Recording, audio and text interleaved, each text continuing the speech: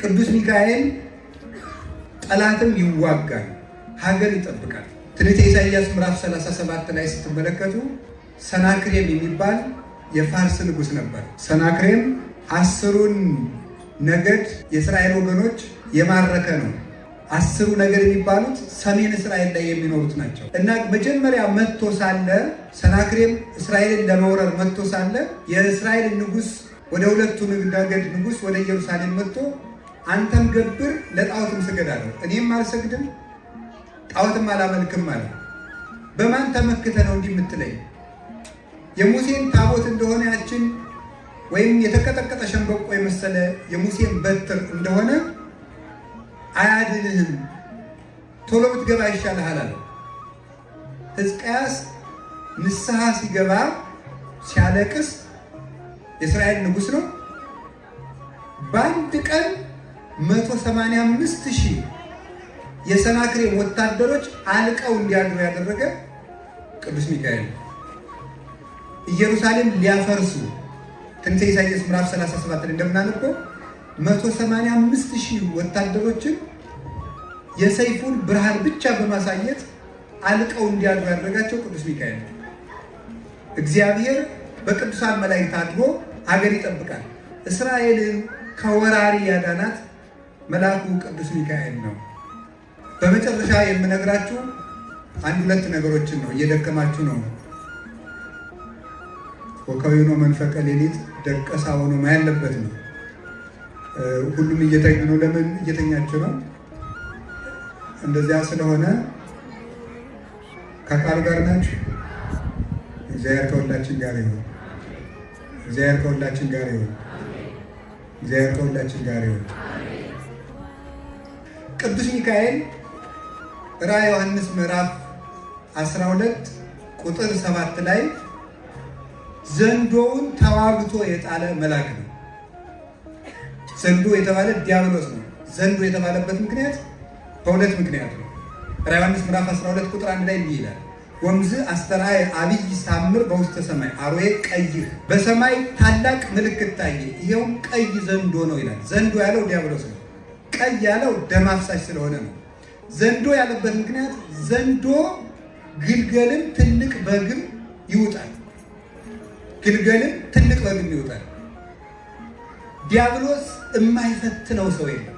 ጳጳሳትን ይፈትናል፣ ምዕመናንን ይፈትናል። ስለዚህ ዘንዶ ይባላል። የማይጠግብ ነው። እሱን ተዋግቶ የጣለው ማን ነው ሲባል ቅዱስ ሚካኤል ነው። ስለዚህ ከአጋንንት ጋር በምናደርገው ውጊያ ቅዱስ ሚካኤል ረዳት ነው። አጋንንትን ለማሸነፍ ድርሳኑን ቤታችሁ ብታነቡ አሁን ይሄ አይጣ ላይ ድረስ ነው። ይሄንን ሁሉ እያነበብን ነው። እንግዲህ ከጥንቆላ እንትን ይሄ ለእንትን ጥሩ ነው፣ ይሄ ለእንትን ጠልሰም ጥሩ ነው እያለ የሚደረገዱብን ዘንዶውን የጣለውን መልአክ ይዞ ሰው ድግምት አያስፈልገው፣ መፍትሄ ማማት አያስፈልገው። ይሄ ምንድን ነው? መፍትሄ ስራ የሚባል አለ። ጨጀጀ የሚባል መጽሐፍ የኢትዮጵያ ደብተራ የሚበላበት ማለት ነው። ተደግሞባል፣ መፍትሄ ስራ ያስደግም ብለው ጨጀጀ የሚል ስማ። እንዲህ ያለውን ዘንዶውን ራዕየ ዮሐንስ 12:7 ነግሬያቸዋል። ዘንዶውን የጣለው መልአክ ማን ነው? ቅዱስ ሚካኤል በሉ። ቅዱስ ሚካኤል የያዘ ሰው ዘንዶ በሱ ላይ ሊሰለጥንበት አይችልም። ቅዱስ ሚካኤል ይረዳዋል። ድርሳኑን ካነበባችሁ መፍትሄ ስራ ማስደገም፣ ድግምት ማስደገም አያስፈልጋችሁም። እቤታችሁ ሰይጣን እንዳይገባ የቅዱስ ሚካኤልን ድርሳን ድገሙ። የእግዚአብሔር መልአክ ባለበት ሰይጣን ሊኖር አይችልም። መኑ ዘይደምሮ ለብርሃን ውስተ ጽልመት ወደ ታቦት እግዚአብሔር ምስለ ጣዖት ወደ ክርስቶስ ምስለ ቤልሆር። ታቦትን ከጣዖት ጋር፣ ብርሃንን ከጨለማ ጋር፣ ክርስቶስን ከቤልሆር ጋር አንድ የሚያደርገው የለም ይላል። የእግዚአብሔር መልአክ ባለበት ሰይጣን ሊኖር አይችልም። ድርሳኑን ከጸለያችሁ ተደግሞብኝ ይሆን እንዲህ ብላችሁ መፍራት አይጠበቅም። ይሄ ምድር ልንገራችሁ፣ የእግዚአብሔር ቤተሰቦች እስራኤልን 40 ዓመት መራቸው የሚለው ምን ይመስላችኋል? አንድ ነገር ልንገራችሁ፣ ትርጉም አለ። እስራኤል ኦሪት ዘጸአት ምዕራፍ 12 ላይ ሲወጡ ከዚህ ጋር ስለማያይዘው ሲወጡ ምን አድርገው ነው የወጡ? በግ በልተው ነው የወጡት። በግ በሉና ወጡ። ፈርዖንን ምን አደረገላቸው? አሰጠመላቸው። መንገድ ላይ አማሌቃውያን ነበሩ። እነዚህ ኢያሱ ነው የተወጋቸው። ፈርዖንን ሙሴ አሰጠመላቸው። አማሌቃውያንን ኢያሱ ተዋጋላቸው። ትርጉም አለው። ሳዊሮስ ዘስሙናይን የሚባል የቤተክርስቲያን ሊቅ እንደሚናገረው የመጀመሪያው ፈርዖን የተባለው ጠላት ሳጥናኤል ነው። እሱን ያሰጠመው ሙሴ ኢየሱስ ክርስቶስ ነው። የሙሴ በትር መስቀል ነው። ለዚህ ነው በዕለተ ዓርብ የሕማማት ስንሰግድ እንሰነብትና ዓርብ ማታ 12 ሰዓት ላይ ቅዱስ ያሬድ ንሴብሖ ለእግዚአብሔር ስቡሐ ዘተሰብሐ ፈረሰ ወመስተጽእነ ወረደ ወረውስተ ባሕር የሚለውን እንዲወረድ ያደረገበት ምክንያት ይሄ ነው። ለምን? ሙሴ ፈርዖንን በበትሩ አሰጠመና ንሴብሖ ለእግዚአብሔር ስቡሐ ዘተሰብሐ ፈረሰ ወመስተጽእነ ወረውስተ ባሕር ፈረሰኛውን ከፈረሱ ጋር ወደ ባሕር ጥሏልና እግዚአብሔርን እናመስግነው የሚል መዝሙር ዘመረ። ማን? ሙሴ። እስራኤልን አሻግሮ ጠላት አስጥሞ፣ ክርስቶስ ደግሞ በዕለተ ዓርብ ነፍሳትን ከገሃነም አሻግሮ ሳጥናኤልን በባሕረ እሳት አስጥሟልና ንሴብሖ ለእግዚአብሔር ስቡሐ ዘተሰብሐ ወመስተጽእነ ፈረሰ ወመስተጽእነ ወረውስተ ባሕር ፈረሰ አጋንንት ወመስተጽእነ ሊቃነ አጋንንትን እነዚህ ስላሰጠመልን ልዑል እግዚአብሔር እናመስግነው ብለን የምንዘምርበት ምክንያት ከዚህ የተነሳ ነው። ስለዚህ ሳጥናኤልን ሙሴ ያሰጠመው ማለት ክርስቶስ ዋናውን አለቃ ወበመስቀሉ ቀተሎ ለጽል በመስቀሉ ጥልን ደመሰሰ ተብሎ እንደተነገረ ሳጥናኤልን ድል የነሳልን ክርስቶስ ነው። በጉን በልተው ነበር የወጡት። በጉን በልተው ነው የመጡት። ያ በግ ማን ነው? ኢየሱስ ክርስቶስ። ግብፅ ማለት የቃሉ ትርጉም ጨለማ ማለት ነው። ቃሉ በቃል ሲተረጎም ግብፅ የሚለው ቃል ሲተረጎም ጨለማ ማለት ነው። ከግብፅ መውጣት ማለት ከሲኦል ከድንቁርና ከኃጢአት መውጣት ነው። በጉን በልቶ መውጣት ማለት ክርስቶስን ተመግቦ ከሲኦል መውጣት ማለት ነው። ሙሴ ክርስቶስ በትሩ መስቀል ነው። እስራኤል ምዕመናን ናቸው። ከዚያ በኋላ ተመልከቱ፣ የ40 ዓመቱ ጉዞ ምንድን ነው ስትሉ ክርስቶስ ሰይጣንን ድል ከነሳልን በኋላ እኛ በዚች ምድር የምንኖረው ኑሮ የእስራኤል የ40 ዓመቱ ጉዞ ነው። ሙሴ ፈርዖንን ከገደለላቸው በኋላ 40 ዓመት ግን በዚች ምድር በውጣ ውረድ ኑረዋል።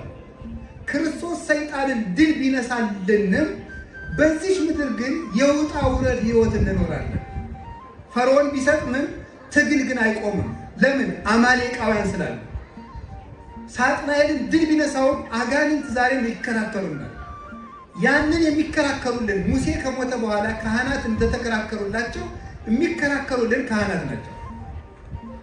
የእስራኤልን የ40 ዓመት ጉዞ የመራ ነው ማለት እኛ ወደ መንግሥተ ሰማያት በምናደርገው ጉዞ መሪያችን እሱ ነው። መልአከ ከሄረ ወመራሄ ፈኑ ለነ የሚባለው ለዚህ ነው። ቸር መልአክህን ላክልን ምንለው ለዚህ ነው። እስራኤል ርስት እንዲወርሱ ግንብ ሲፈርስ የረዳቸው መልአክ ቅዱስ ሚካኤል ነው። ግንብ እንዲፈርስ የረዳቸው መልአክ፣ ኃጢአታችን እንዲፈርስ የሚረዳን መልአክ ቅዱስ ሚካኤል ነው። ካህኑ ቅዳሴ ሲቀድስ ይዞራል። ስብሐት ወክብር ለስሉስ ቅዱስ ይደሉ እያለ ይዞራል። ዙሮ ሲገባ ምን ይላል? እግዚአብሔር አምላኬ በከመ ናህልከ ጥቅማ ለኢያሪኮ በእደ ኢያሱ ገብርከ ወልደ ነዌ ከማሁ አንህል ጥቅመ ኃጢአቴ ወኃጢአቶሙ ለሕዝብከ። ፈጣሪ እግዚአብሔር ሆይ በኢያሱ አድረህ ግንቡን እንዳፈረስከው በእኔ በባሪያህ አድረህ የምዕመናንን የኃጢአት ግንብ አፍርስ ይላል። አሁን ካህኑ እስራኤል ዙረው እንዳፈረሱ ካህኑ እየዞረ የሚያጥነው የእኛን የኃጢአት ግንብ ለማፍረስ ነው። እንዲፈርስ የረዳቸው ደግሞ መልአኩ ቅዱስ ሚካኤል ነው። የኃጢአታችን ግንብ እንዲፈርስ ይረዳናል። ይሄ ዓለም ወደ መንግሥተ ሰማያት የምናደርገው ጉዞ ነውና በጉዟችን ባለው መሰናክል ይረዳናል።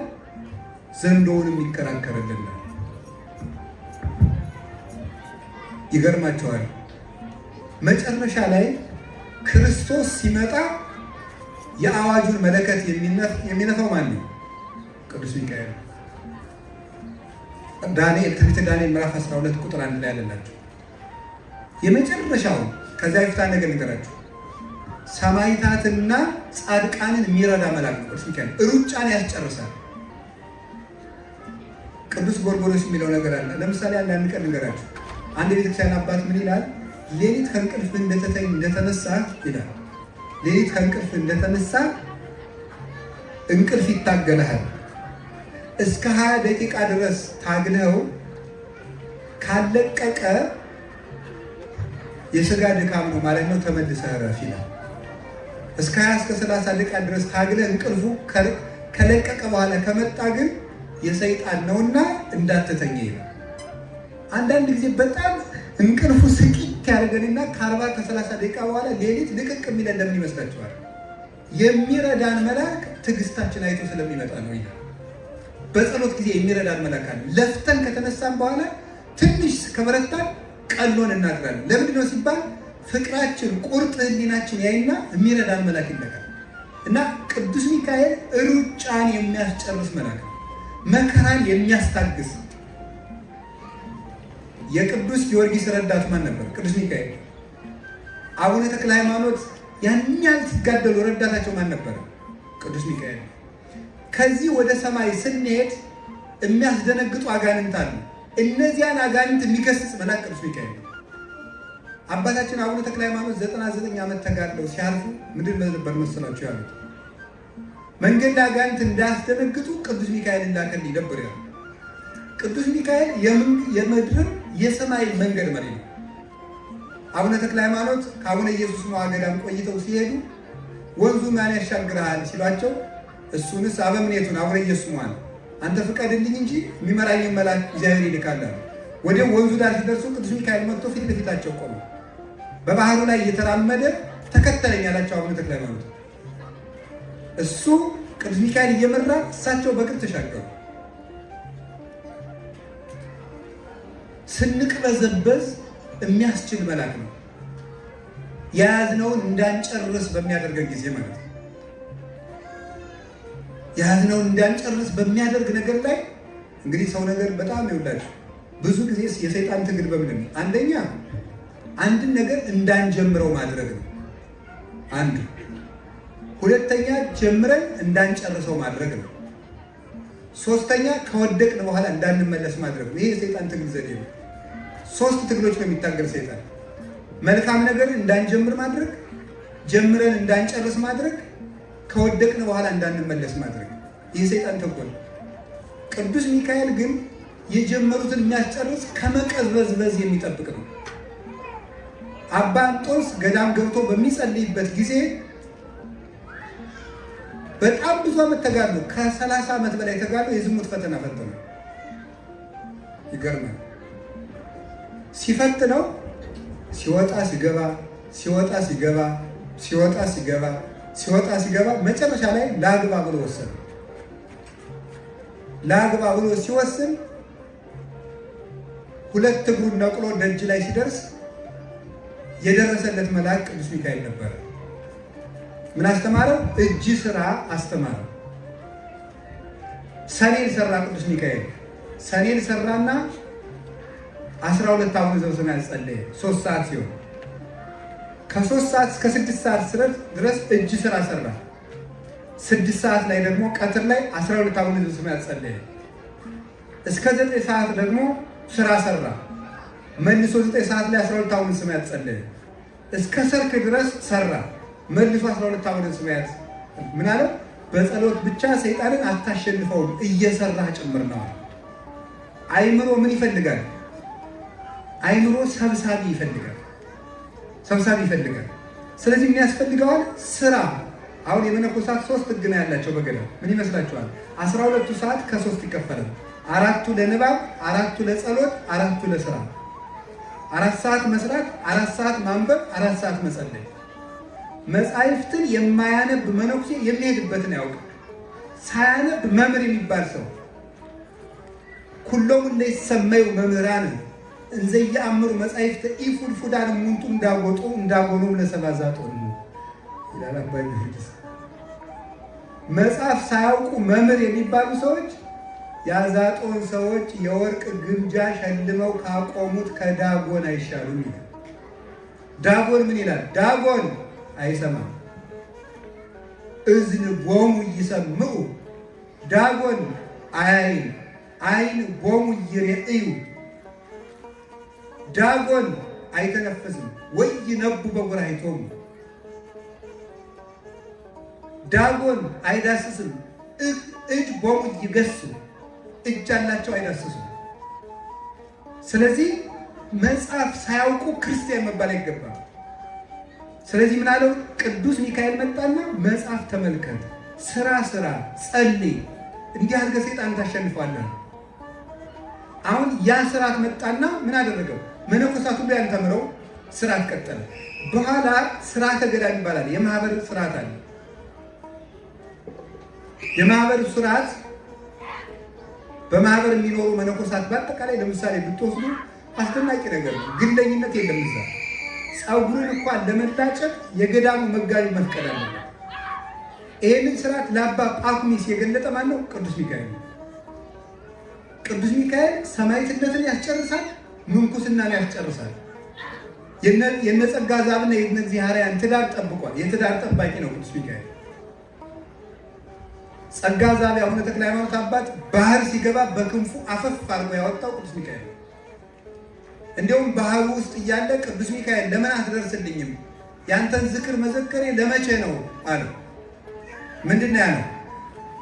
አይ ባህሩ ውስጥ ሳትገባ ባድንህ አይደነቅም ነበር። ባህሩ ውስጥ ገብተህ እንዳትሞት ሳደርግ ነው የሚደነቀዋል። ከባህር አውጥቶ እሷን ከንጉሥ ነጥቆ ትዳራቸውን የጠበቀላቸው መልአክ ቅዱስ ሚካኤል ነው። ቅዱስ ሚካኤል የመንገዳችን መሪ ነው ስላችሁ የህይወታችን መሪ ነው። ርስት እንድንወርስ ግንብ ያፈርሳል ማለት የኃጢአት ግንብ እንዲደፈሰስ ይጸልያል። መጨረሻ ላይ ምን ያደርጋል? ክርስቶስ ሲመጣ ቀንደ መለከቱን የሚነፋው እሱ ነው። የተበተነችውን አጥንት የሚሰበስባት ቅዱስ ሚካኤል ነው። በቀዳሚ ንፋተ ቀርን ቅድም በቅዳሴ እንደሰማችሁት በቀዳሚ ንፋተ ቀርን ይትጋባ ሁሉ ጸበለ ሥጋ ዘተዘሮ የመጀመሪያው ቀንደ መለከት ሲነፋ የተበተነው አጥንት ሁሉ ይሰበሰባል።